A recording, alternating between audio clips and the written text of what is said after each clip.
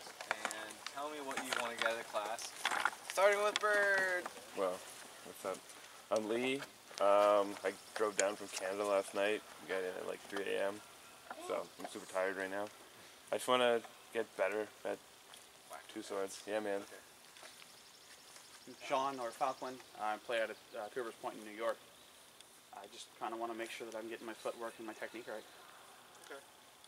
Brett, game named Koga. I'm also from Two Rivers Point. I'm alright at single, but for whatever reason when I pick up two swords, it's like I've never held swords before, so I would like to change that. It's like, wait, oh god. Devin Harrell. I'm from Akron in New York. I want to be able to learn how to just kill people more efficiently with two swords. He's 6 foot. Go ahead, brother. Yeah. Mrs. Buttersworth from Missouri. Yeah. This is on the end? Yeah. That's just Buttersworth. No, it's Mrs. Buttersworth. No Mr. He's married. Just Mrs. No.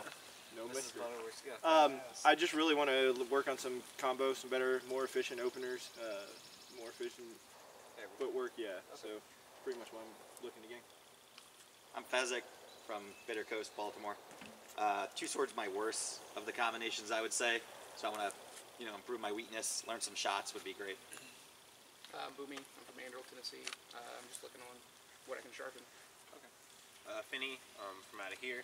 I'm looking to work particularly on using both hands at the same time for shots and defense and stuff like that. I'm Haj from Polaris, Wisconsin, and I want to pinpoint my weaknesses and improve on them. Colster. Real name's Colster. It works, huh? He's not a nerd. Akron, Ohio, and just trying to understand the dynamics of two-stick versus two-stick, because you don't fight it that often. And when you do, a lot of the time you're not understanding shots, so get more in depth on that. I'm Kelty, also from Akron. I'd like to, I'm a little outside happy in two, so I'd like to explore more inside shots and maybe some setups. Hobie, I'm from Gargoyles Gate in Hampton, Virginia.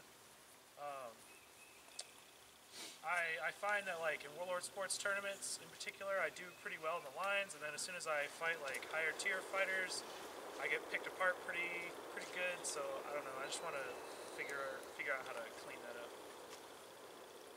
I'm Ark. I fight with the Amir out of Illinois, and I know that Raven's a very good two-sword fighter, and so I'd like to hear how he kind of breaks down his two-sword fighting and disperses that out to other people. It seems like we have a pretty good pool of what I would consider advanced two-sword fighters. Just some little bit of basic skill tier there. But the way I designed the class is it's kind of pyramid style.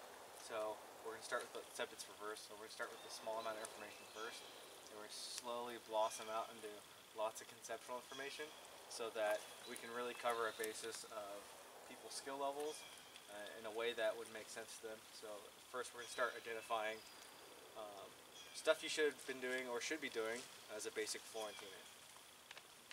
So a real basic thing with two swords is when you fight it, you certainly don't want to fight with double hammer grip like this, and you don't want to fight like this, right? Even when you hold your guard like you should not be fighting like this specifically.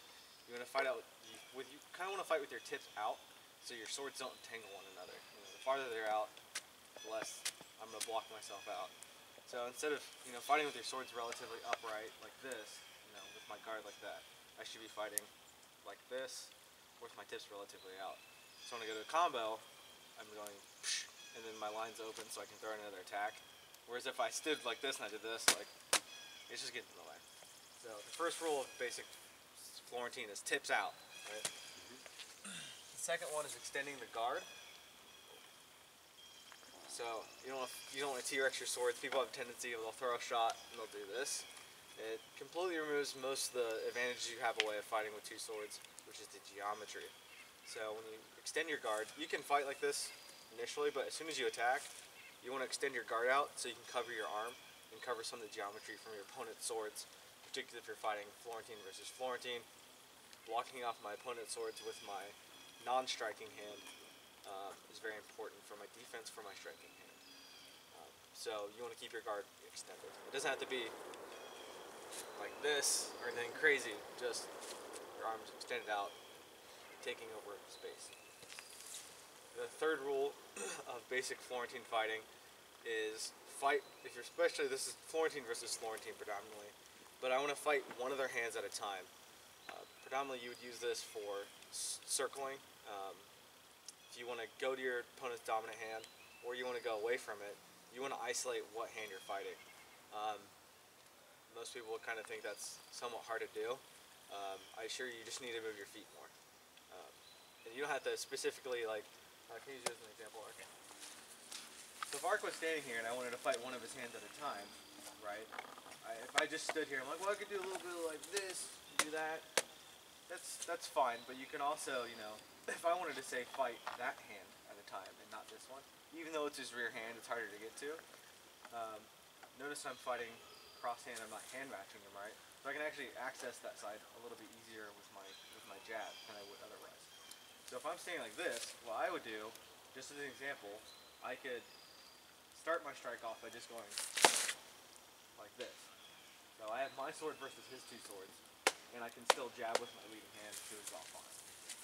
So if you're trying to reach to the offside, just step with that. Also with that, you also kind of tied up his own sword. And yeah, I'm definitely using geometry to block out the sticks. So as I'm coming in, I'm actually going to do a jab like this, right, with my rear hand, so I can swing with this one. It doesn't have to be super exaggerated, like this or anything. It's just literally, I just go, boop, right? Or if I'm hand matching it, and I wanted to fight one of his hands at a time, I could probably just. Now the important part was not necessarily that I got to the side of his body. It was also his sword was in his own way, and my sword was against both of his swords. There's a very low chance of his rear hand affecting me at all, right? I mean, this one could still do some stuff, but it's more important that I got away from that one, and I can get both my sticks on that side of his body. So think about it at what side you're on. We'll cover that more in a later section of Florentine. So that covers the basics. If there's any questions people might have, tips out, extend your guard, fight one sword at a time. Okay. We're gonna move on to the actual portion of the class. So we're gonna identify some language first, so that we're all speaking the same language, and you can inhale some of the information I'm gonna say, because the things I say aren't inherently amp guard related. So, identifying some language. So, in Florentine, you have two swords. One of your hands is going to be your front hand, and the other hand is your rear hand, unless you're standing square, if you want to do that. So if I'm saying right foot forward, this is my front hand, this is my rear hand, right? So my hand's back. Same, front hand, rear hand. Unless you're standing square, in which case you'll still tend to lead like this. Like even if I was standing square, this is now the front hand, and this is the rear hand at any point in time, right? Second thing, we have onside body, offside body, and quadrants.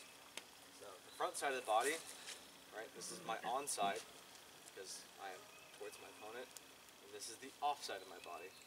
If I was down one sword, this would still be my onside, this would be my offside, same, like this, onside, offside. And then we're going to identify quadrants, if no one's ever seen a video about it. You check right below where the end of your pecs are. This is your top quadrant, and this is your lower quadrant. It would end basically below your hips and your groin. And then you have quadrant here, and a quadrant there. Like this, and then down the center of your body. This is important for targeting in Florentine. I don't specifically aim at, like, this is a specific spot at someone's bicep. I don't think about like that, especially when I'm exchanging with someone in a tournament. I'm just thinking inside of their body or outside of their body in that particular quadrant.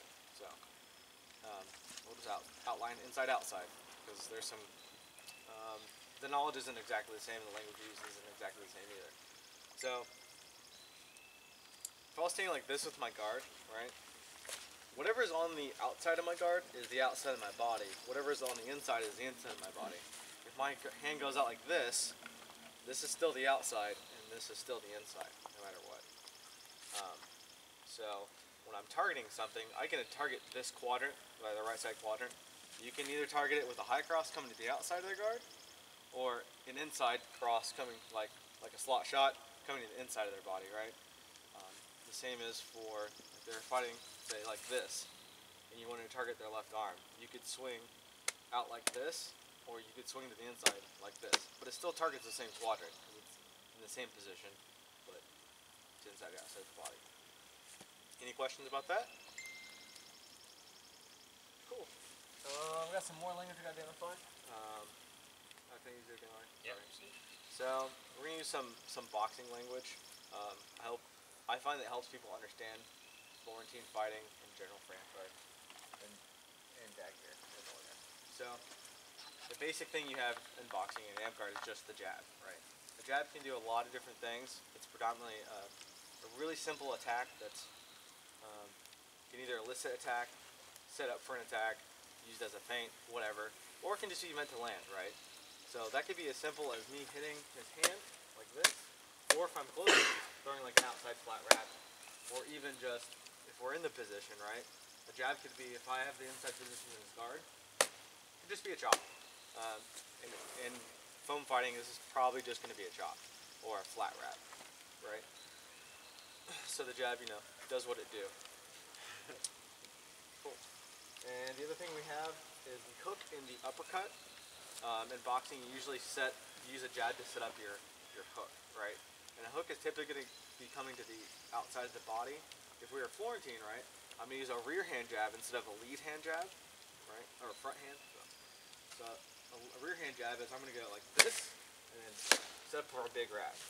So, right, or in the case of hip wraps and inside shots, it would be uppercut, right? So I'm going to come in, I'm going to throw a jab, and do something like this, right? It's the same thing.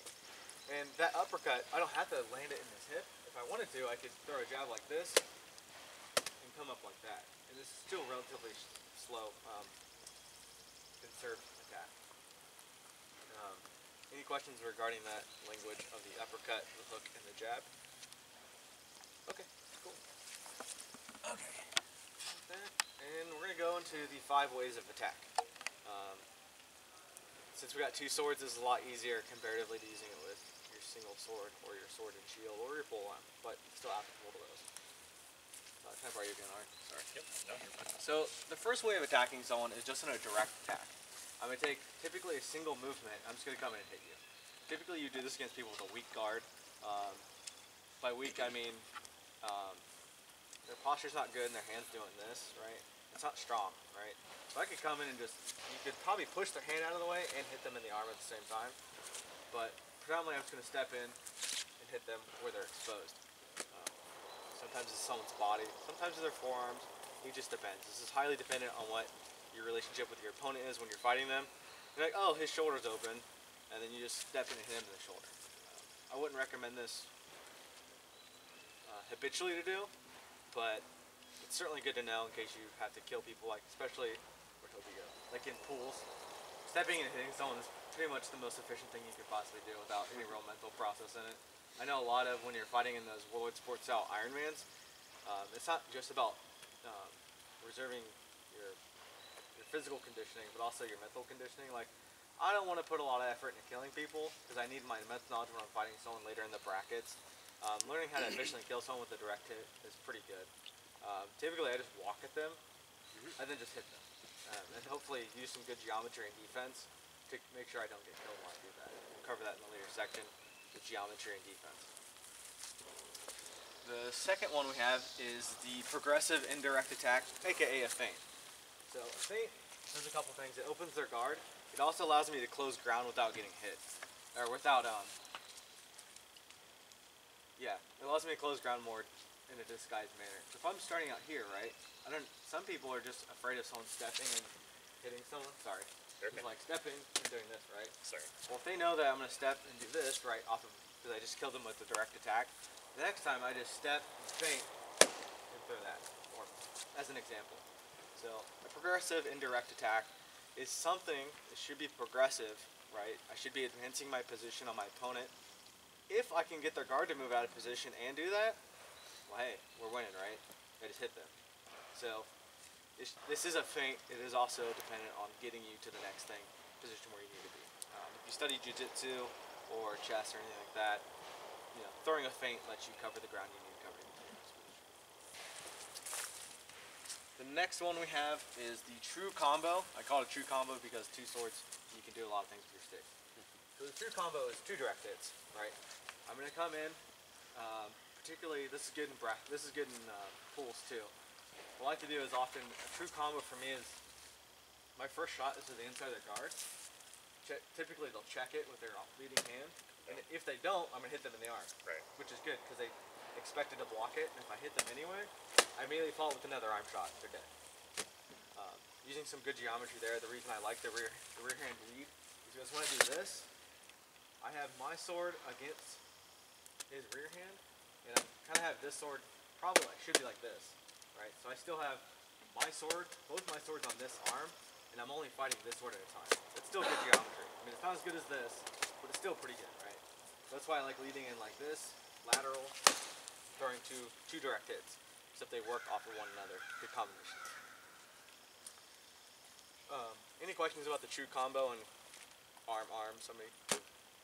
Okay. Again, if that true combo doesn't work, it just turns into a progressive attack because I'm moving your guard out of place and hitting you. It's the true combo is like, hopefully I hit this guy twice, or you can go like arm to leg, which is a really good one. If you expect to land the first arm shot instead of legging the second one, you don't have to naturally work in tandem to open the guard. The rain's messing up my papers. Yeah. The next one we have is a good one if you love cross gaming. It's still good in Amp Guard. It's a little bit better in Bell and Dag, in SCA and stuff like that. This is the direct manipulation. So this is equipment manipulation essentially. So say they got, they're kind of weird and you don't want them to like stab you when you're doing something. So you're just going to essentially come in. I like using my rear hand for this too. Just, right, I'm just going to push their sword out of the way. This would be also good if we were sitting like this. I want to do a good attack that's probably not going to leave me exposed. You just push the stick out of the way and hit them. You can do this with a lead. The opposite of a lead would be a post-initiation setup. So post-initiation setup, I know it's a big word.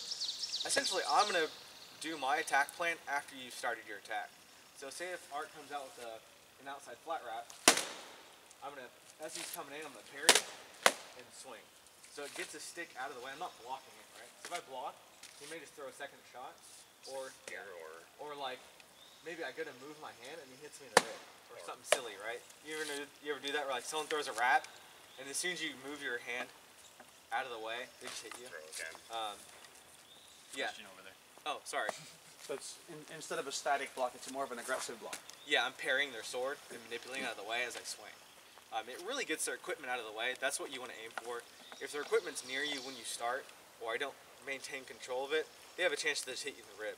Like, since I'm a lefty, I always imagine someone's going to come in, throw a wrap like this, and as soon as I do anything, they're just going to throw another one, right? So in my psyche, I'm like, no, I need to move your stick out of the way and hit you in the arm. This is also good in pools. People are coming in.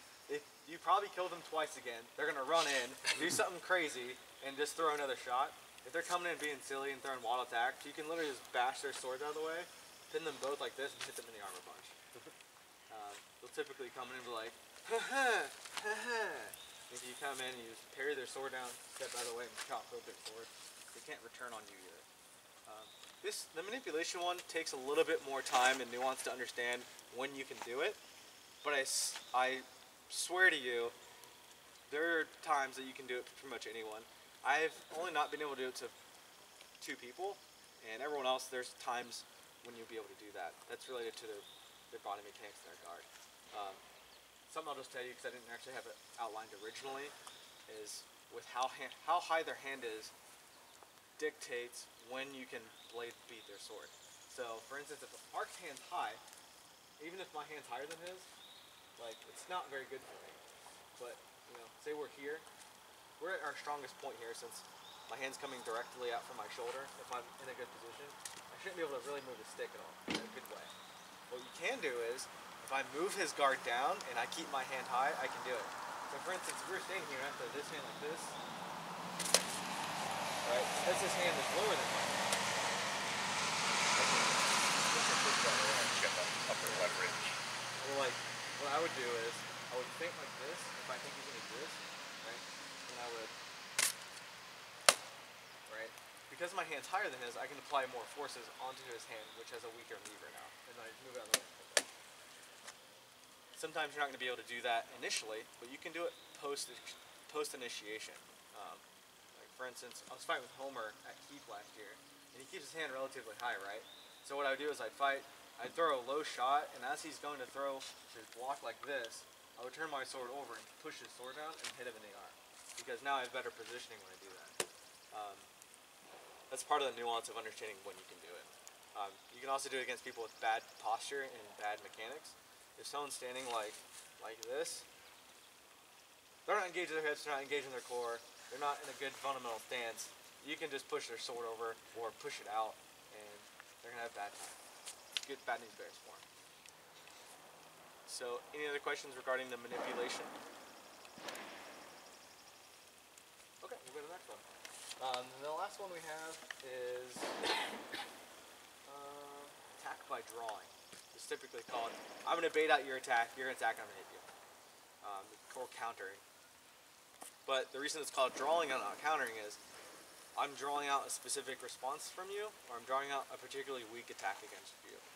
So I want you to come in and do something really not good. Some people are better at leading. So leading is like, they have really good setups, so they're going to come in, do something really good, blah, blah, blah. But they may not be super good with, say, particularly if people come from a block strike background, they're typically really bad at leading. So what it is you just let them throw a really kind of crappy jab because they don't know how to set up. And I'm just going to attack into your attack because it wasn't set up very well. That's also a little bit nuanced, but something you have to pay attention to. This kind of goes into your relationship with your opponent. You kind of have to, I don't like looking at people like their math problems. I like looking at people like their psychological problems. Right? I mean, most people are, right? But, I mean, the issue is I want to know who you are, not necessarily know what you're doing with your, I mean, I care what you're doing with your body, but it's not like I have a specific program response for you. I've coded this response as we're fighting.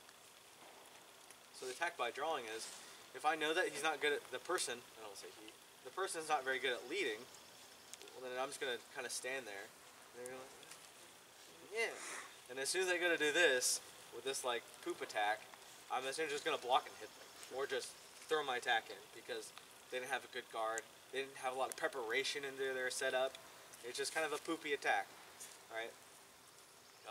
I do this a lot when I was fighting you last night, when I was like kind of standing there, and you would flourish, and as soon as you would do this, I would just hit you in the shoulder, and then I would drop my hand down just in case he would throw a wrap, right? If someone goes like this, I can chop them in the shoulder and leave my hand here and block the hit. So that's a method of drawing, right? Let them flourish and just hit them and block. It's going to take a long time if you're not good at it to learn it. Any questions for drawing? Drawing? Cool. Oh, we have a newcomer. What's up? Hi. Hi. My name's Argon. Okay. We were just covering some of the classes. We haven't got super in depth. We just covered the 5 ways of attack and we covered some basics before that. But we're going to go ahead and move on to the next section. So we have leading and post initiation. This is getting there. We're going to discuss zone control, and positioning method. We've covered some of this already with some of the examples we've been using. But for leading, so the danger when we're fighting two swords is this person could probably stab me, right? Especially if you're in a pool and you rush in, they might jack you. So you need to pay particular mind of how you're initiating against them and what they're going to do. When I set up on somebody, I try to fish for a little bit of information, not too much. If I search for too much, they realize, oh, he's searching for information, and they learn. So if I set up on somebody, I don't want to get stabbed. I want to see I'm going to start from out here, or I'm not going to do anything crazy. I'm literally just going to open my guard a little bit, just like this, not like just a little bit to see if they drop their hand down. I'm like, okay, I'm not going to change what I'm going to do. I'm going to do the exact same thing, so that I'm like, oh, he's going to lower his hand, right? So if I come in, right? So part of my setup that was good geometrically is I'm pushing the stick out of the way, and I'm throwing like this and leaving this hand here. Worst case scenario is he might throw it at my hip or something weird, which I can still do this, right? But I have this sword pinned out, and now we're fighting one sword at a time. That's an example of someone's trying to stab you. If someone's like throwing double outside as an example. Same time. So if I'm like Scissors. doing Okay. this or something, if I want to see if they're doing like, oh, his guard comes up, right? I'm gonna do the exact same thing I did. I'm gonna come and go like this, right? I'm gonna give him my shoulder, like in boxing, right? I'm giving my shoulder, right? I don't want to change that because then we start getting a lot of information going on, which I guess depends on your objective. In a tournament, I'm not necessarily there to learn trying to kill a lot of people, right? So I like keeping that information the same so they don't get wise to it, like, oh, he's what I'm doing, he's gonna change his game plan, whatever. But it's particularly about positioning.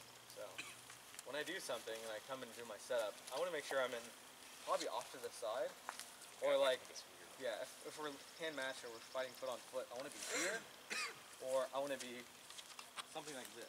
Not on a center line. People have a tendency to just go like, set up, and they're like standing right here, and you might get stabbed.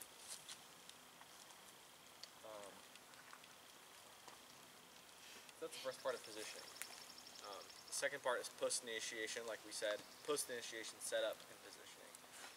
Like I said, if my opponent has a weak attack, I don't want to stand here and just block his attack. I want to also set up for my attack, right? So I'm going to use a post-initiation indirect progressive attack, right? I'm gonna wait until he swings at me, and then I'm gonna step out and hit him. I'm gonna feint him and then hit him. All right, right? That's lame terms, right? So. What attack do you want? Okay, pretend like you're gonna like feint a stab at me, right? Okay. So Ark's gonna feint a stab at me, right? And I go like this because my opponent is like just fishing for information with that stab. Yeah. And I'm gonna pump back at them.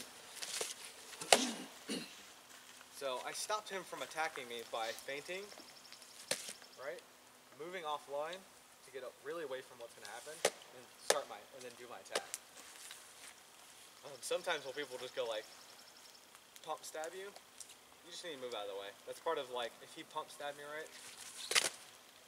This isn't terrible, but it's okay. I didn't get stabbed, right? And even then, I still have both my swords on this side of his body. And they're swinging past their own arm. Right? So I can step back and just do that. That comes into mind, pay mind of what your opponent's doing. See if they're fishing for information and trying to feint you. And you just basically feint into their feint. And people are sometimes more prone to that.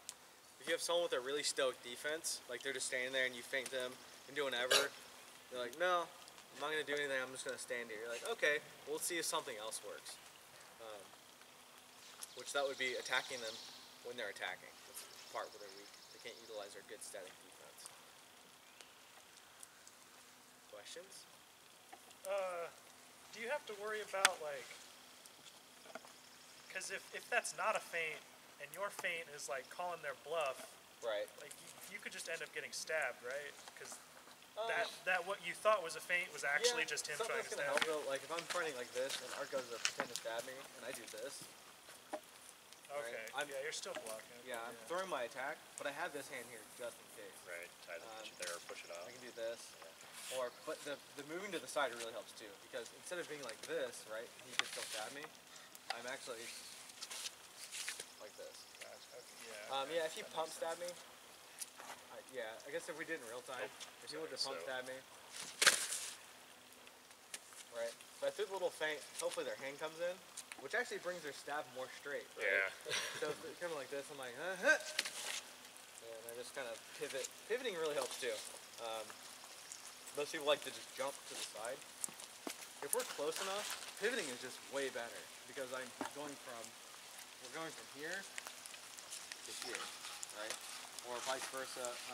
If we were going like this and he went to stab me, I can go like this. It's just part of the position, part of the initiating position. Part of the, the thing I just want to reiterate this for initiating. I want to have good geometry on my opponent. I want to get this sword crossing, creating an intersection with their sticks. Do we want to go in the cabin? Yeah. You can go in here.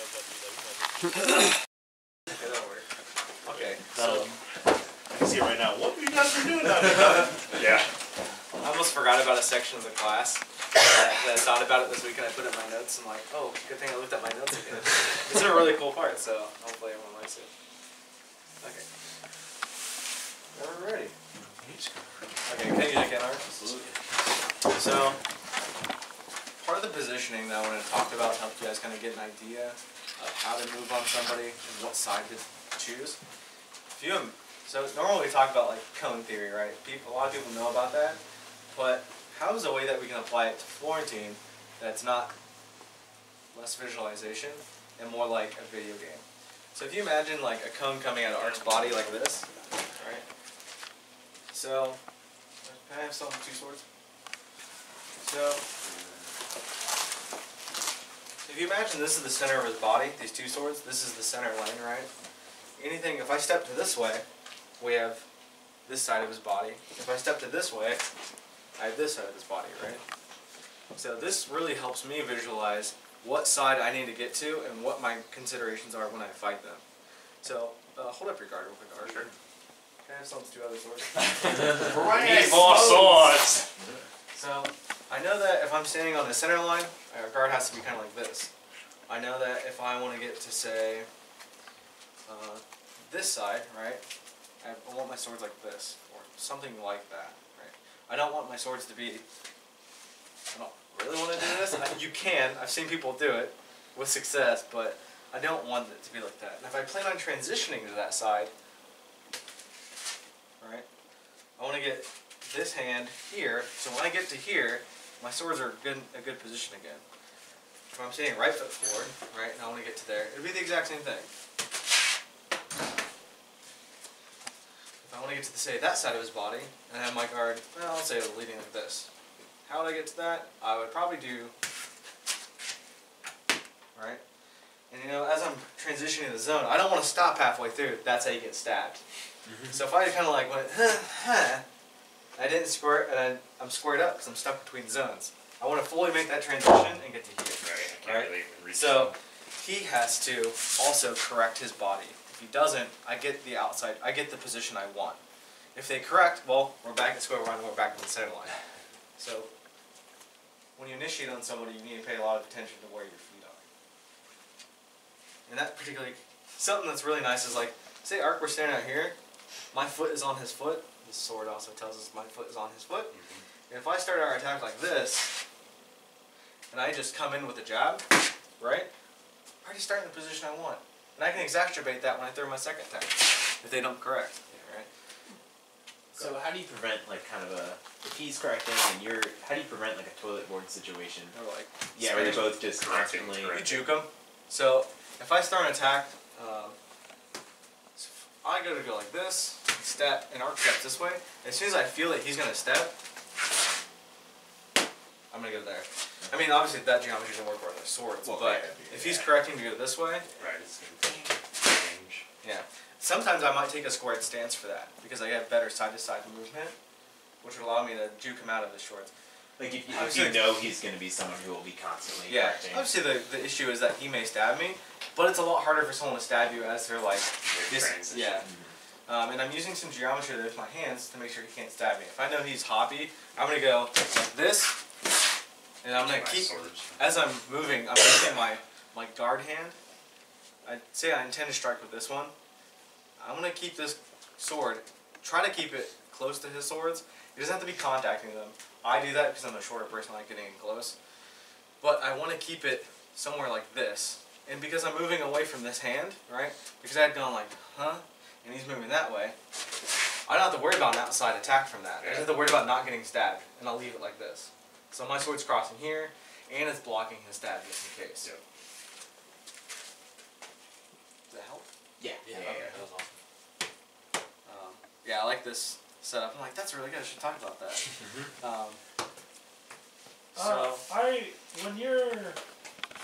Do you always keep like your hands kind of low? Because the problem I have a lot of the times when I'm doing that like step, that transition, is that like I'll keep this hand like too high, and a lot of times I get hit in the hip. So that like, do I just need to be like here?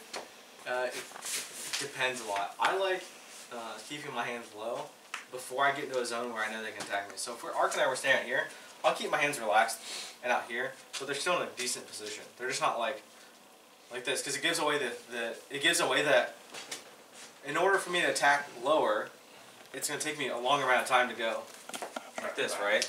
I want to keep I want to give them zero context for what's going to happen. So if I keep my hands relatively centered before we're at a range to where I engage, then they have to guess at everything. Because like, well, he might stab me, he might throw a hip wrap, he might do something.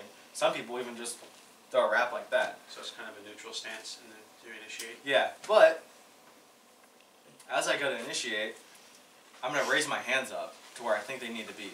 Or it's extremely dependent on your relationship with the opponent. Generally, you can just bring your hands higher, but you still need to be aware of getting stabbed. So what I like to do is if I want to have one sword higher, I'll have the other one being dedicated, not getting stabbed, right? So if I'm starting out here, I might do something where I'm like this sword's high and this one's guarding that, right? And that's something particularly to my style that I like. That's not going to be for everybody. But yeah, I like to keep my hands neutral. And then as soon as we get in a range where we're like, okay, now we're fighting, then I like bring them up a little bit higher. Okay, that makes sense. Questions? Comments? So you keep your hands neutral when you're out of range, and then when you come into range to keep them from manipulating your equipment, you bring them up higher. Especially if someone's if they have better body mechanics or they're physically stronger than you, they're gonna be able to exert forces upon you. So I need to have them in particular places. If I don't want to think about where my guard's going to be consciously, I just keep my hand where their hand is. If their hand's low, they're going to hit me low. And if their hand's high, they're going to probably swing high.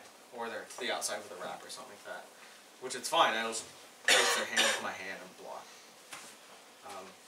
It's a good thing to bet on. It's obviously not everything because they can do weird stuff. I don't want to give anyone any hard set rules about where to put your hands because I want everyone to be able to express their own intelligences with two-sword. It's something I really like about two-sword is that it's so creative. You can come up with tons of things you want to do. I don't want to mess with anyone's creativity. Feel what's really nice. I like keeping my sword on their sword and then we fight with this. Just because it's hilarious and it makes people really uncomfortable. Especially if I'm this close to somebody, right? And like I don't want to get stabbed, right? So we're fighting like this. And, like, what do I do with my hands? He hasn't really swung at me, and they're gonna like do something weird. I'm like, oh, cool. Yeah. Right. I mean, I'm not always gonna dedicate to this hand. Sometimes it's me like posting like this, and like, oh, what are you gonna do? Or like I'll do this, right? Something silly. But yeah, that's how I avoid stabs. I just put my sword on their sword, and they're like, oh, that's really weird. And you could even do it to where like I'll do this, and they're like, oh, what do I do? And they'll swing outside on here, and I'll stick them. So it's some combinations of things. Some of the stuff I learned. So any questions about positioning, initiating, post-initiation? We're about to get into the exchange portion. So in Florentine, right? So we got in on our opponent. What do we do when we're there? So this is just the exchange, being there. So we've already talked a lot about body positioning, hand positioning with this. Probably about isolating their hand, stepping off to one side so I'm only fighting one sword at a time.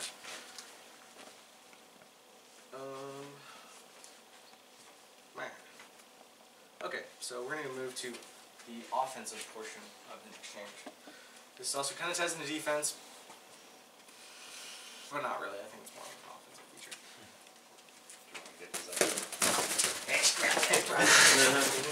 Okay, so how do I really protect myself in an exchange and not get killed, potentially getting killed? We're in an Iron Man. I want to hold the damn circle. No, you cannot have circle. Right? So I don't want to, if we're this close to each other, right, I don't want to do things where like I'm reaching or I can do this is fine, but how do I defend? Someone's really, like when we're this close, people typically just are wailing and throwing a lot of shots. How do I defend and attack at the same time? I want to do things that allow me, when I swing, my arm is blocking potentially the next thing that's going to happen, or I'm swinging into their attack and potentially blocking it, right? So if, say I had done something where I go boom, boom, and arc comes to hit my arm, I might turn and do that, like a stop hit, right? Or I might do something where, like, say I went, like, feinted a stab, brought this hand over and he swings to this side, I'm going to swing or block both of the swords like this so I can attack again. Sometimes it feels like you're cleaving and chopping, especially when you're coming like this and then dragging your hand back across. But like a really good, something that's really good is a cross chop. Some people aren't very good at it, or it leaves them exposed to the rib. How I would cross chop somebody without dying is if, say, like, I got this hand to come out from arc, say I went like this, he swings out the outside, I do this. Now when I do this, I'm not going like, I'm not throwing a cross, right, because he's going to hit me in the rib. I want to go boom, move to this position, not in the center line, and as I move away from his center line, because this sword is all the way across the field of play, remember I talked about the cone? It's on the opposite side of the cone and I moved to this side. It takes him longer for his sword to get to my body because I moved away from it, which creates a little bit of time from when I went boom and swung, because I've moved and he has to swing across his body. When I go boom, I can come back and block it. And because I started that attack by me doing this and he's correcting, I typically have one measure of tempo up on him. Right? Unless we swung at the same time, as soon as I cross his body, it's like for whatever reason. That might be an instinct that somebody has. You have to learn that, if it's intentional or not intentional. So to show an example, I'm leading with my left hand, right? I'm going to go boom, throw this shot, he throws out, and then try to get him. We'll do it again in real time. So okay. Oh, sorry. Right. Okay, I got that sword on it. But notice how, like, when I also made that transition, I brought my stick out like this. I have a pretty good chance. I obviously leave a gap here. That's something you have to worry about. But it's also, my hand was close to his hand. That's what I care about the most. I care about the relationship of our hands. Because if my hand's close to his hand, he can't exert forces on me. If my hand's not where his hand is, like if he threw high outside and my hand's down here, right? He could do that, right? That's bad positioning. He's got better leverage. Right. And when I come back to that block, right, when I swing here and he swings to the outside, so I go like this, I'm going to end my attack close to his hand, so as soon as he goes to return, I just bring it across. I don't want to go like this, because then I have to bring my hand up and out, versus just straight across. Go ahead, College. I was going to say, so when you block him out, would it make sense, like one of the things is to dive to his that sword hand instead of resetting for that block? Can you just dive? You mean like physically, like just? Yeah. When you block out, and because one of the things is when I do that, people just hit me in the hip. You can if they're coming, I'm throwing an uppercut, right? So we were like this. Yeah, that's on. Once you get to there, you want to do this? Yeah, just dive. You technically can do that if they're slow. I would not recommend doing that, because going towards your opponent's sword creates a shorter measure of time in which their sword needs to reach your body. There's some things in lefty food that I'll do where, like, I'll throw and I'll make a transition laterally towards them, but that's because they're swinging to the offside of my body. But I noticed when I started moving towards their sword side, they had a really good chance of hitting me in the rib.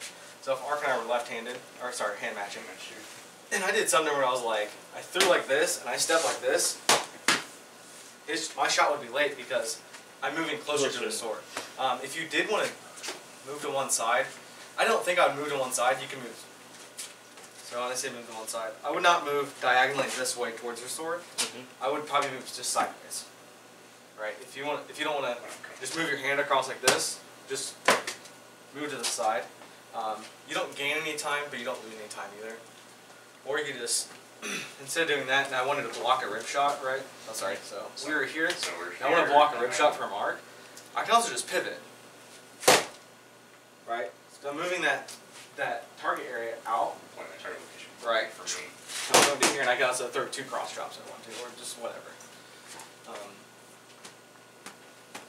Yeah.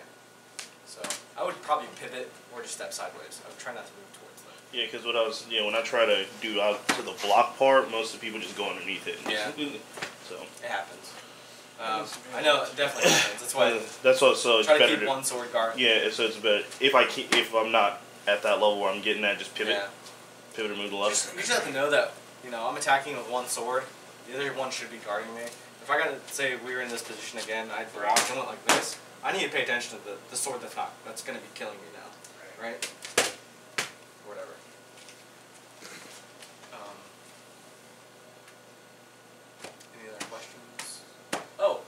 can tell you about, if you want to move towards your opponent, there's a way that you can do it that's pretty safe. They're swinging to the offside of your body. Or if you're righty versus righty, they're swinging across your body. So I know this because I'm lefty, so Ark and I are fighting this-handed. I can move towards him if he's swinging to this side of my body. Because, so if I blocked a shot, and I get to here, I'm moving past the blade, and they have to return to guard a lot. I have an angle of attack, and they're going to have to return to guard and be exposed. But this is particularly beneficial in stabs. So if Ark went to stab me, right? Right? I'm away from the sword, and I've cleared it, right? I've cleared the sword. I'm only a stab. So it's good against stabs, and it's a good against offside attacks. You just want to move offline.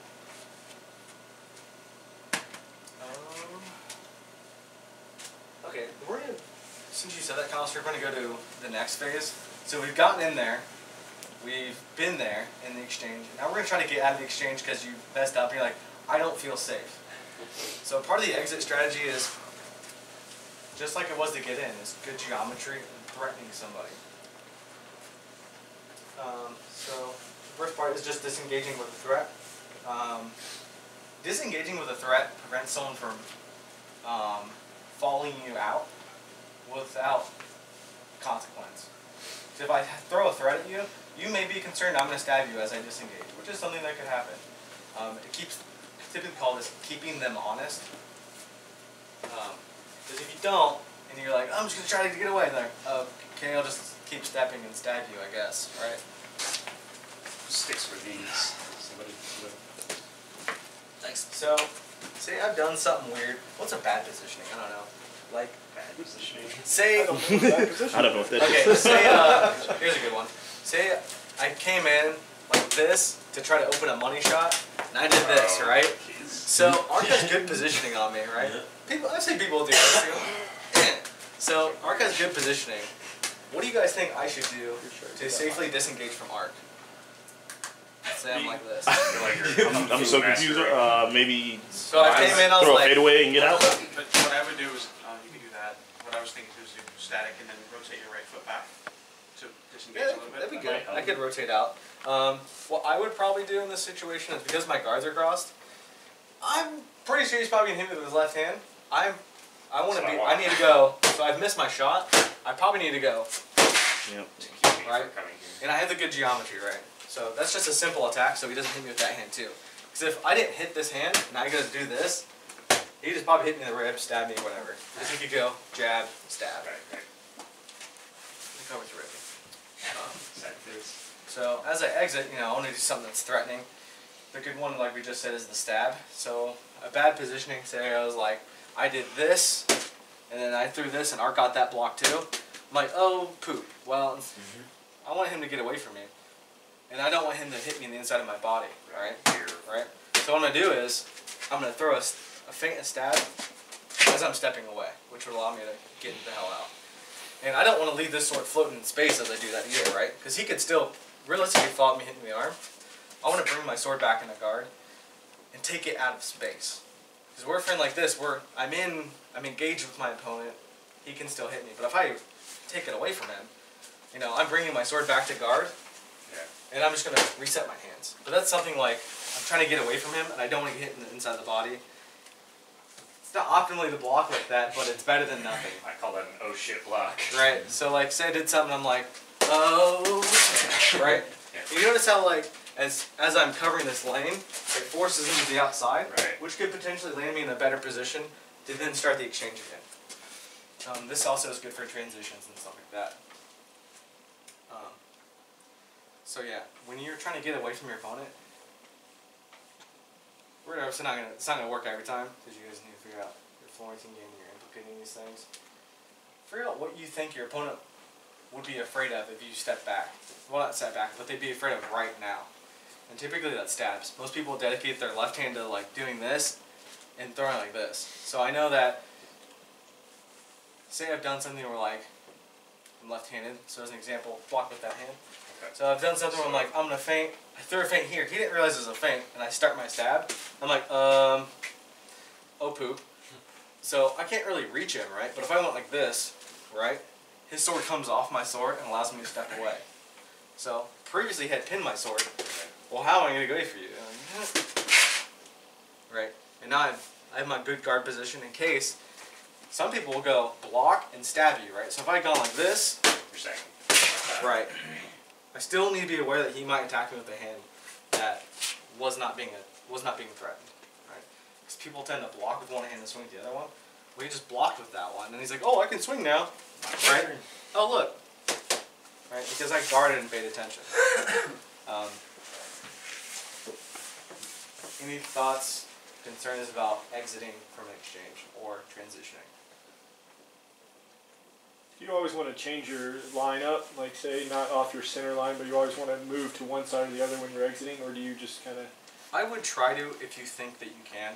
A lot like it's just like all fighting. I mean, can only think about so much at a time, right? Your conscious brain can only do so much.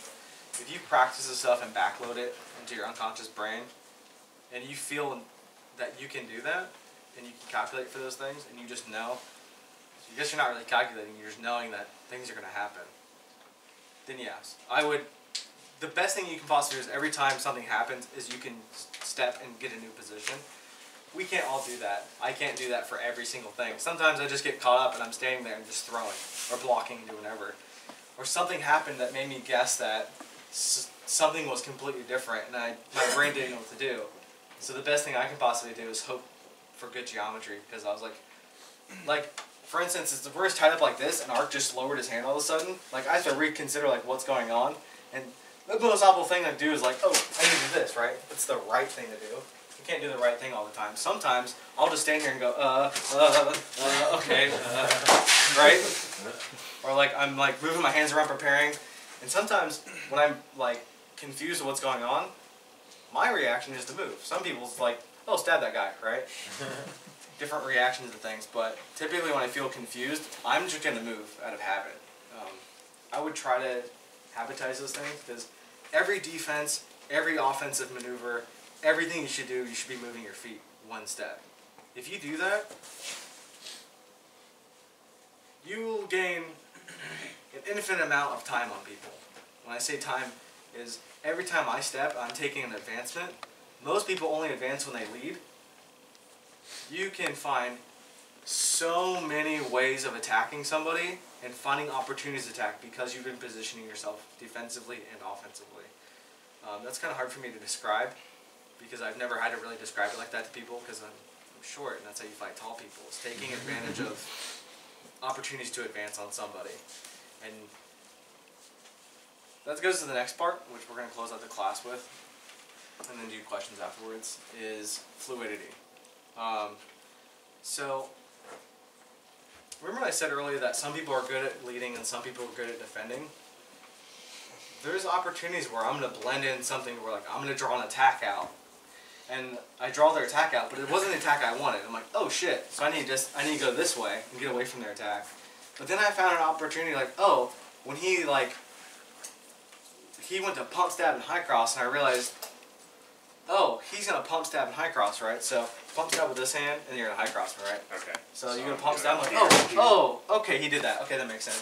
So what I do is, instead of just going like this, right, and getting away and doing this maybe, right, I might just do something like, he goes to a pump stab, right? So I'm going towards him, right, but I'm clearing that sword. Remember I said getting that sword outside your body? Technically it sounds wrong, right?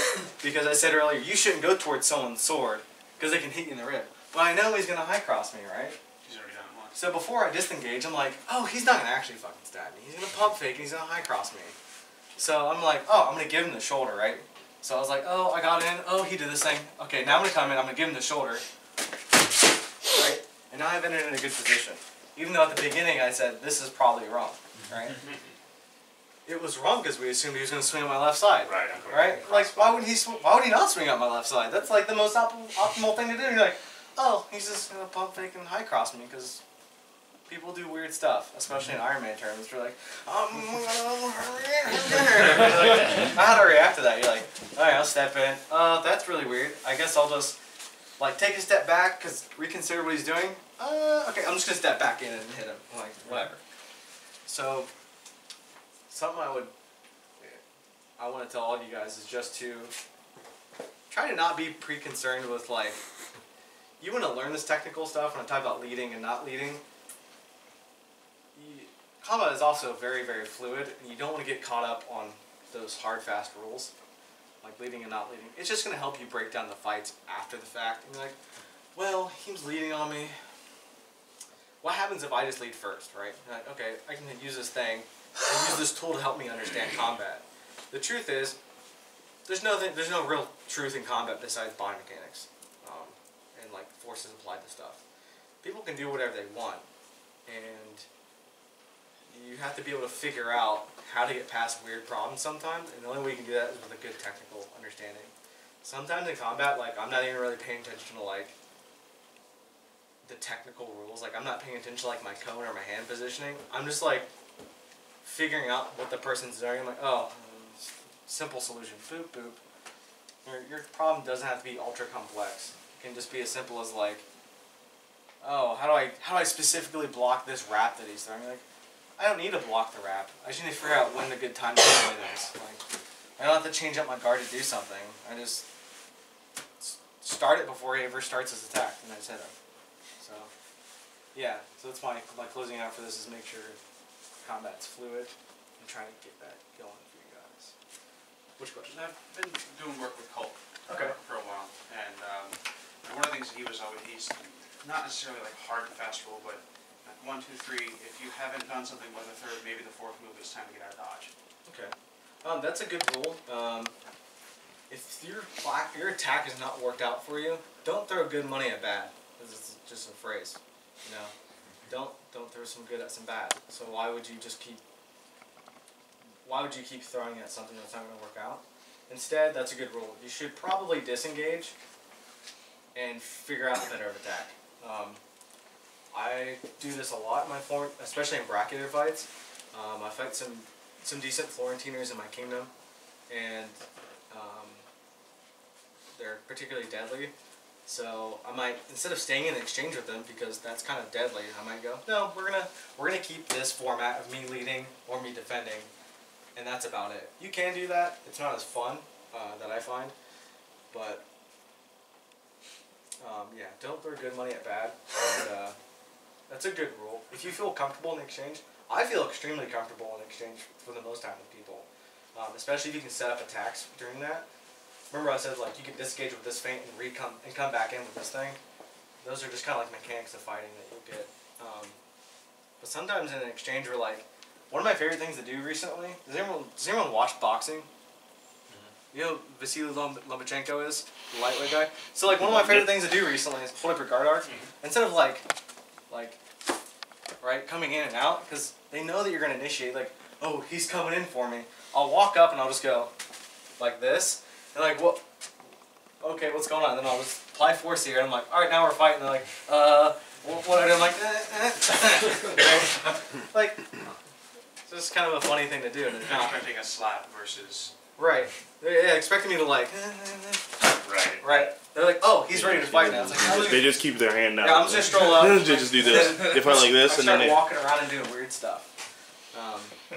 So I feel comfortable doing exchange stuff like that. It's also part of the setup, right? Because now I've engaged our blades. We have an exchange going on, right? Post-initiation setup is now I start my attack. And I'm like, now I'm gonna figure out how I'm gonna hit him, right? We're engaged, right? And I'm like, and then maybe I'll apply some force here, like this. So yeah, so I go like this, they push back, and I do that. I step back and hit them in the arm or something, or whatever. You guys can figure out pretty much whatever you want for that. This isn't specifically about Colt, but it could be a good example of problem solving. So you might be fighting Colt, and sometimes you're thinking in your head, well, he's throwing this thing, how do I block with that? How do I step like this or whatever? Super easy problem solving. You can problem solve for all that. It could take you a couple days, weeks, months, depending on like how different your skill levels are.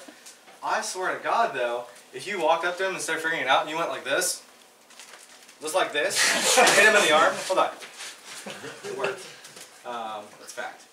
But it's not a hit against him. It's just like normal. That's just problem solving that people don't think about sometimes. We get caught up in these systems that we've created, and you're like, how do I think about that? And you're like, that guy's hand comes down really low. My setup doesn't have to be like, like this, right? I can literally go, like, oh, I'm gonna stab you, like, oh shit, and they do this, and you step back, right? So your problem solving can be an expression of your guys' intelligence and personalities and stuff like that. It doesn't have to be yes, no, right, or wrong. It's whatever kills your opponent.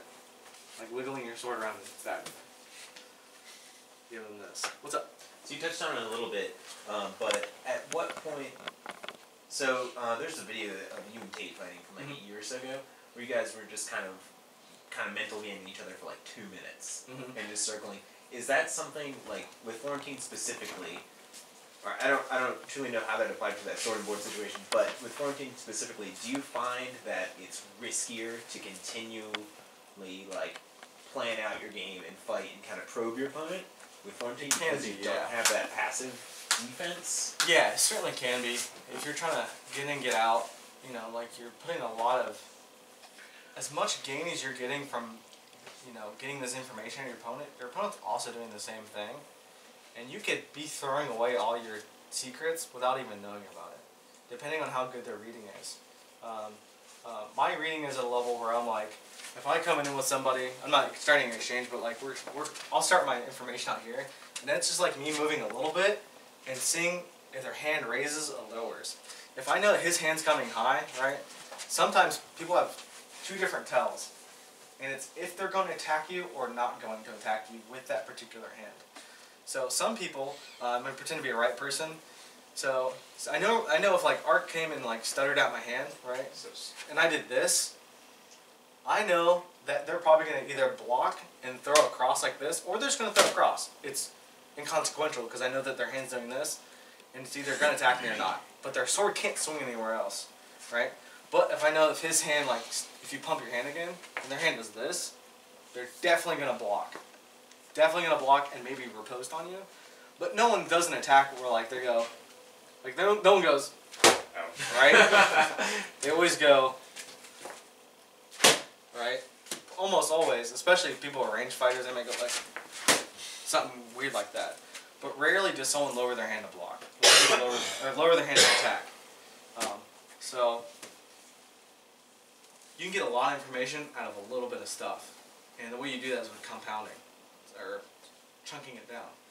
I said simple problem solving is just figuring out what stuff actually matters. Sometimes it doesn't matter if someone's moving around a lot and like doing all this other stuff. All that tells me is like, oh, they want to lead on me or figure out my defense. So if I don't give them anything on my defense, I'm like, I'll just stand here and I'll just slowly move around. And then they're trying to like do whatever. I'm like, okay, I'll stand here. All right. Controlling information, stuff like that. I do think it's dangerous to stand there if you don't have that good passive defense. It's certainly going to be a high learning curve. It's going to be kind of frustrating sometimes. If you want to figure out how to exchange with people, I think the numbers are on your side. If you figure it out, you get a lot of benefit out of it. If you don't want to do that, I mean, that's your guys' prerogative. I'm not going to tell you how to fight or whatever. But it is certainly dangerous. Yeah, it's, I don't know. It depends. It's what you like, I guess. Okay. Questions? So I see this a lot, especially in Tyler Court. There's a lot of people who like to backtrack or continually backtrack, so you wind up chasing them all around the field. Oh yeah. Yeah. Or we're just pushing them back. Okay. Yeah. So would you counter that by just kind of standing there and just letting them come to you eventually, or would you, like you said earlier, continually take a step? How would I do them in particular? I'll just, how I do with a person with the first initial K. E-O-N-E. Yeah. So, something to know about the person was an example. Their posture is like this, right? This hand ain't doing shit because it's not in a position to where it can properly strike. Right. Right. Their hand isn't engaged and ready in combat. Their hand's lazy. This hand is also low. What that tells me about that particular equation is that they have weak body mechanics. They're not prepared to throw complicated attacks. They're probably going to throw a big rat when I get in close because they're scared, because they're not prepared. They're not prepared for this position. So you're like, well, I'm just not going to fight in there. I'm just going to throw a big rat when you come in. You're like, that's fine. I'm going to keep my hands relatively conservative. I'm not going to try to do a lot of crazy stuff. That person's probably ready to react to you, and as soon as you do something crazy, they're going to like lazily stab you, or like fake you out with the Statue of Liberty and stab you anyway. Or like they might do something. But I know that person's not prepared for an exchange, especially if I start that exchange with dominant position with my hands and my body and stuff like that. They have a weak defense. What would you do against somebody who has a weak defense and is not prepared for a good exchange? How do you think you guys, I'm going to crowdsource this. How do you think you would fight a person who stands like this? Keep them on their back, but they have no balance. Okay, yeah. They kind of stand like this, right? They just constantly back up. I feel like I rotate to the on side. Yeah, so you gotta get away from the raising hand anyway. And you tie up their strong hand. Yeah, and they're not gonna. Most people aren't gonna come all the way across. Yeah, if they do, they're probably prepared to go like this, Right. whatever. In those situations, I like to figure out how far their back step is, because I feel like in a lot of situations, my lunge is farther than their back pedal. So like, if I can lunge really deep, I'll be able to be close to them instead of them like I can't do like a little thing. I need to like really jump. That's at good. them. I like that too. Something that's really good about your guys' approach is that like these are all actionable things and measurable things. They're kind of an athletic way to approach things. Like, oh, he can't do this, so I'm just going to do it better than he can because he doesn't have that capability to do that. My problem solving in particular is I just go, I know he's reactionary, right? I don't want to give him any reaction when I start my exchange, right? This is telegraphing or not telegraphing your approach and masking your approach. Remember I said some people are like in and out. They know that you're attacking because you're like just walking up on people. This particular person in general, I basically just walk at them. So yeah, like this. so like, but you're prepared to react, right? Yeah. So instead of like me doing this, oh, he's prepared. I'll just go like, right? I'm gonna pin both of his sticks and just hit him. That may not work out. He may raise his hand up. That's okay.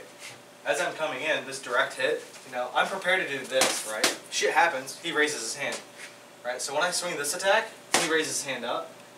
This sword is guarding against in case he throws a wrap or a stab. When I brought my hand up, it's also a progressive indirect attack.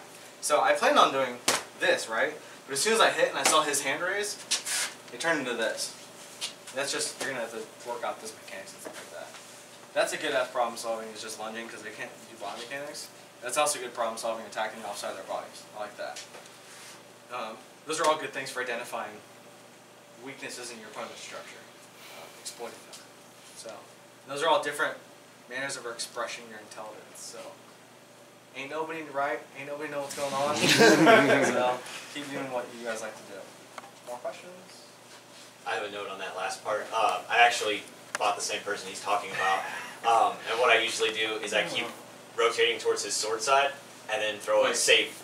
Like this side or this side? About this for a second. Go his right hand. So it's usually like this, and then I throw this safe stab here. Oh, super good, and right? come in there. No, it's good because his hand's high and I can't get any mechanical forces because he started the position with better mechanical forces. So it's like, well, I guess I'll just move out of the way. Or in the case of you like we said earlier, I get tied up in the exchange, I need to get out because he has dominant position. So, I mean, he could pivot. He's not good. The person we're talking about. Well, you should pivot. Like, you should get away. It's better than like trying to get away and he's still exerting force on your blade. I mean, I'll just get out of the way, I guess. Just, you know, I don't have to move this foot. Just right. I feel like there should be classes and the name is just some fighter. Really, I'm going to Tato 101 today. Some fighter. You like pantomime that person. I actually have a question with the way that you guys are defending because when I'm fighting flow, I tend to defend like Ark is with the bottom sword out the front. Mm-hmm. Because I tend to defend if I have my back sword here, I tend to get bound up, especially for the stabs. So I mean, is it? Yeah. I don't think it actually matters.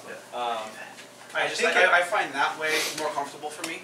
Yeah. I like it for sweeping stabs. It's one of the things that I enjoy that's a lot. the opposite. Yeah. I don't know, man. I can't give you a good answer on that because I don't think about that anymore. Besides what feels good to me. Okay. Right? Sort of a matter of preference. There's some things you just know, like my sword shouldn't be out here. It needs to be right here. For something you're doing, you're sensing like maybe they're going to go to the right side. If they're going to the right side, maybe I'm baiting it like this. If I'm like this, maybe it's too much of a bait, right? So maybe I'll hold my hand up like this, and I'm having this sword down. Like, bet you won't swing out to my right side.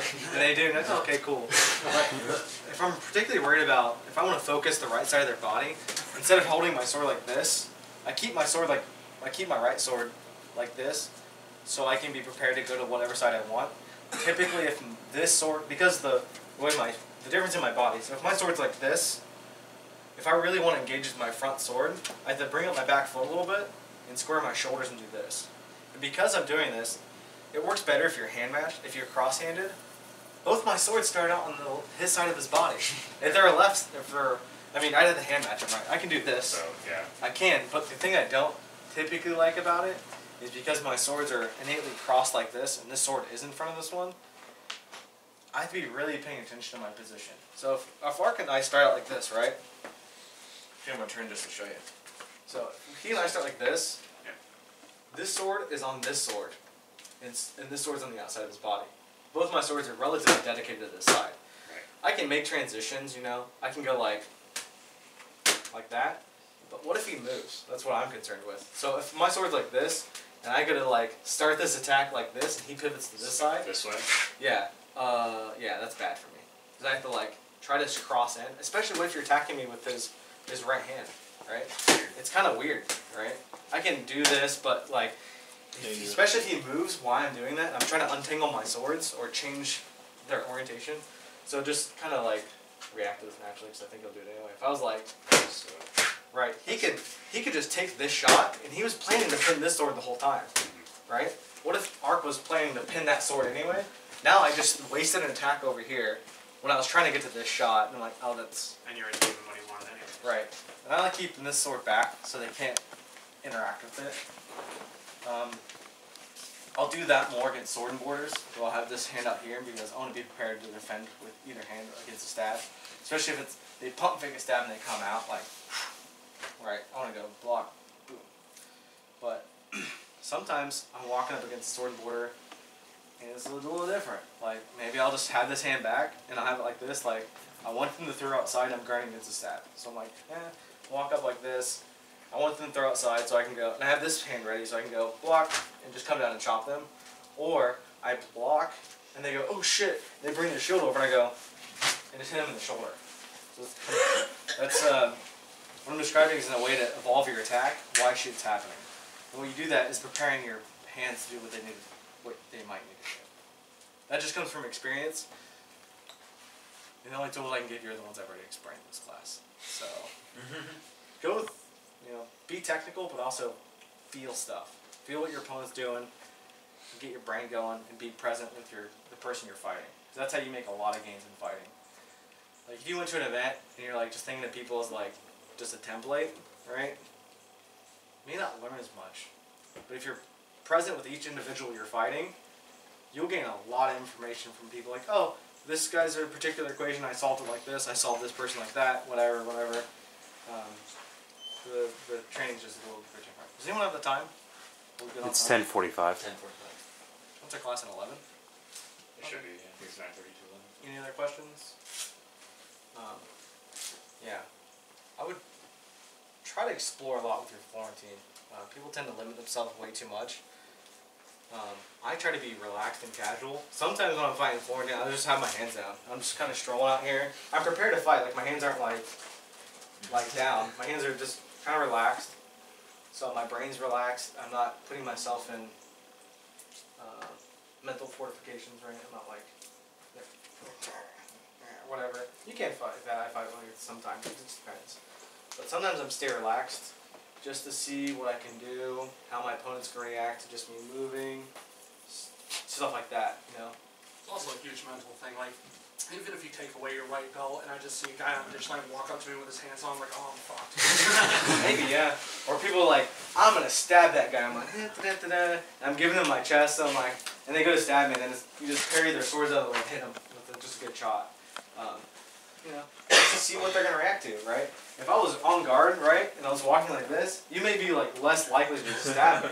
But I was kind of like, your opponent reacts more naturally, and they'll just do whatever they're going to do, Alright, so play with that a little bit. Something I didn't intend to express in this class was having a I telegraph my approach on when I lead sometimes way too much. That's a weakness I have. But something I didn't intend to explain was having a non-telegraphed approach and just being casual with people. It really changes the way people fight.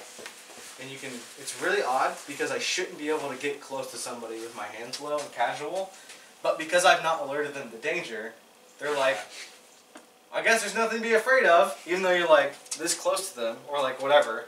Whereas if like I start in an on guard position, like out here, like like we're ready to fight, right? I'm kind of like right? It's different. So Actually, I have a question about that. Yeah. Do you ever feel like in doing that you get caught off guard or caught with like your feet in a bad position or anything like that? If you're crossing your feet, you can definitely screw yourself.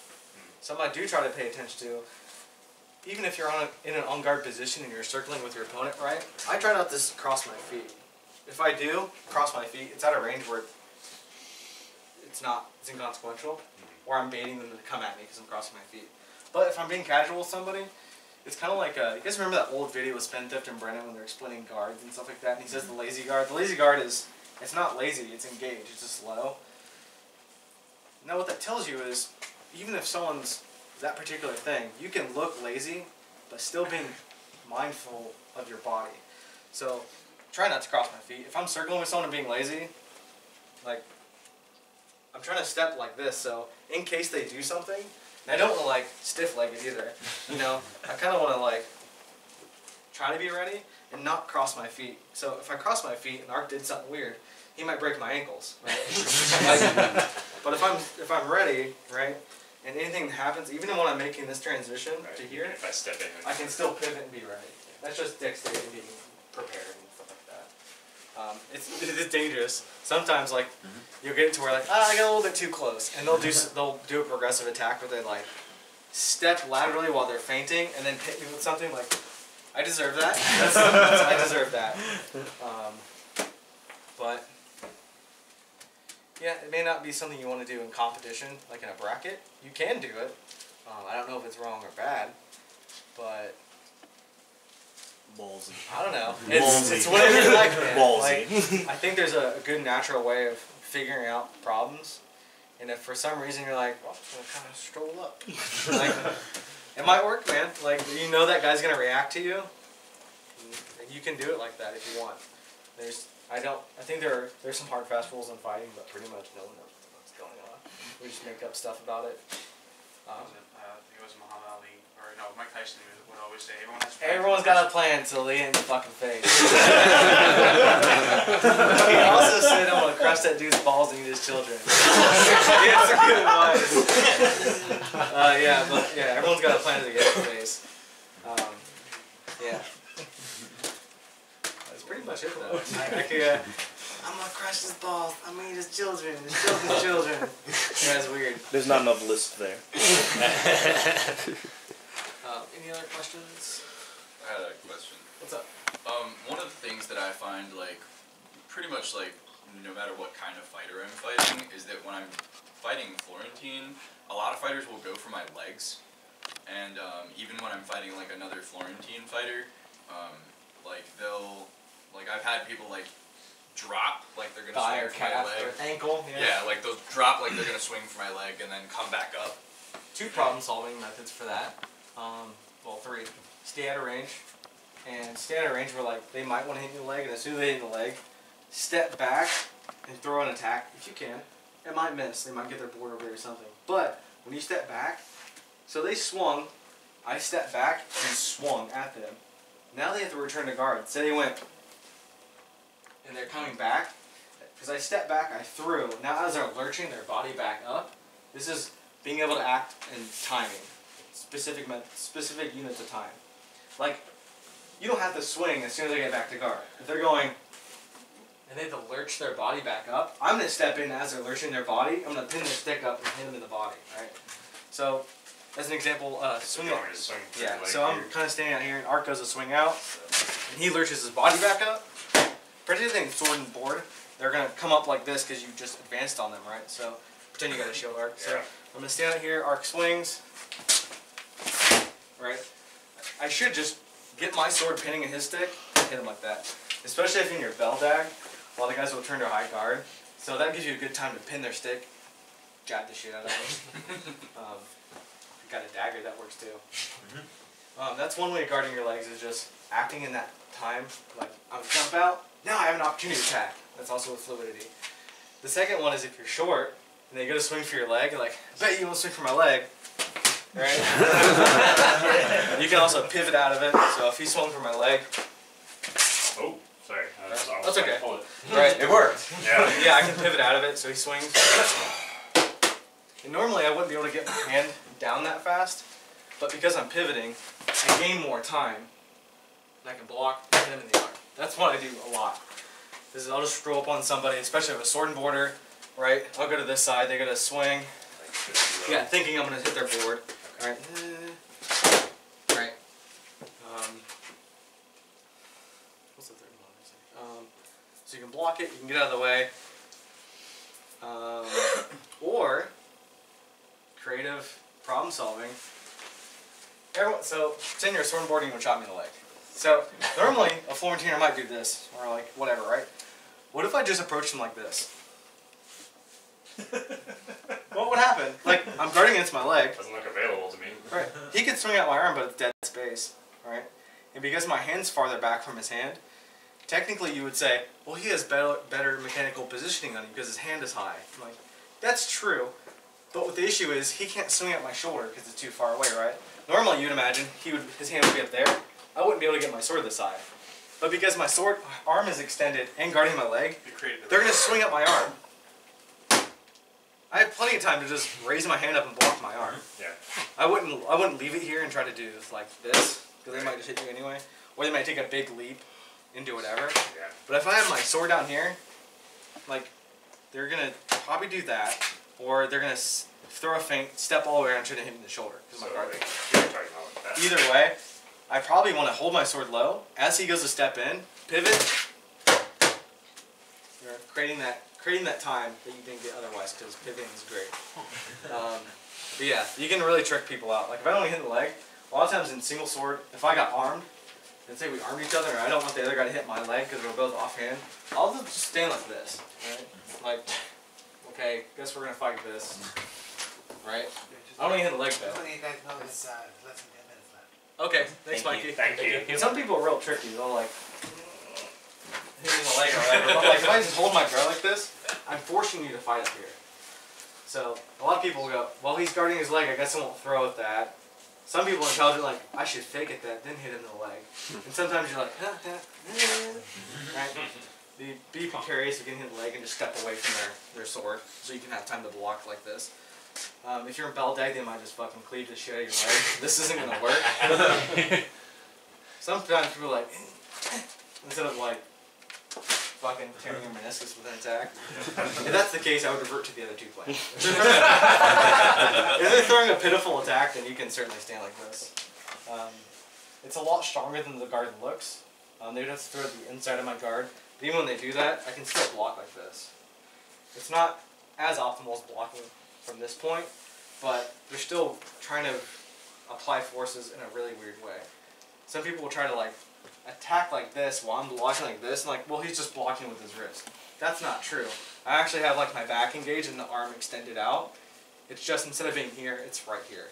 And if I was straight up, I wouldn't have any real force to be able to block with. But since I'm engaged, the sword's actually pretty tight. Like, yeah, just kind of way of like look. It looks weird, but like it's not as weird. It's like I used to think throwing a backhand was an impossible attack. Like it's like there's no way that's good, right? Right. Like so, if Ark holds up his hand, I throw a backhand. Like I was like, there's no fucking way you can get good force on that, right? Until I was like started pelling it and like, yeah, there's no force if I just try to wrist it, right? But if I'm like, right, I can basically punch his hand, and because I'm turning into it and I'm using good body mechanics, you can get good force out of it. It's just one of the things you're like, that looks weird, that's dumb.